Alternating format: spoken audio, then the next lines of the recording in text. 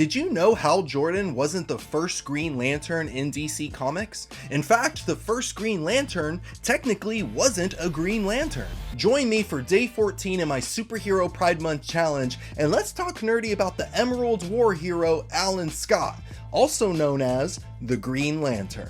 Green Lantern made his first comic book appearance in All American Comics issue number 16, and Alan Scott lived in Capital City as a railroad engineer, but one day while he was on a train going over a bridge, his rival sabotaged it, causing all of the passengers on the train to die, but not Alan. Alan was rescued by a magical power called the Starheart, which took the shape of a train lantern, and at the lantern's influence, Alan created a power ring so he could properly channel the power of the Starheart. You see, the Starheart was once a magical entity that's powers were trapped by the Guardians of the Universe, who are the creators of the Green Lantern Corps. And once the Starheart went to Alan, he decided to use his new powers to become a superhero, and since the Starheart came in the form of a Green Lantern, he took on the name Green Lantern. So that's what I meant by earlier by saying he's the first Green Lantern, but not technically a Green Lantern. He's separate from the Space Cops. But despite that, Green Lantern's powers are similar to that of the Green Lanterns, except his power comes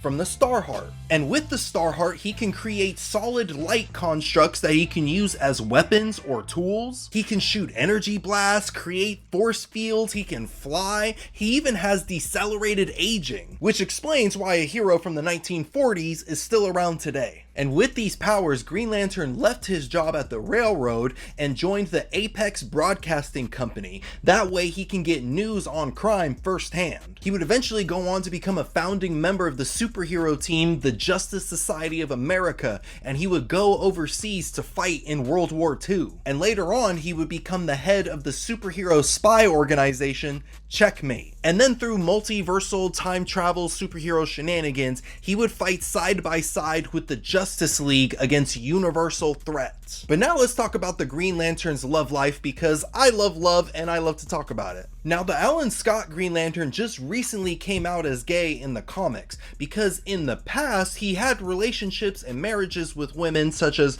Molly Mayne or Rose Canton, and when he was with them, he would just tell himself that his true feelings were a sickness that he needed to get over. He was a gay man in the 1940s. It was not safe to come out. But his first real love was with a fellow soldier named Johnny Ladd, who was secretly a Soviet spy that was getting close to Alan Scott to steal information, but he actually fell in love with Alan. But in comic books, no one can ever truly have a happy ending, because Johnny Ladd seemingly died, and he came back as the supervillain, the Red Lantern. Happens every time. But now it's time for you to leave your answer down in the comments below to this random question. Green Lantern lets you borrow his ring. What are you doing with it? Me personally, I would use it to travel. Just take my wife to places all over the world, and if we're really feeling it, try to take us to other worlds. But what do you think of Alan Scott's Green Lantern? Where does he rank on your favorite superhero character list? Let me know down in the comments below. And if you enjoyed this video and you want to see more,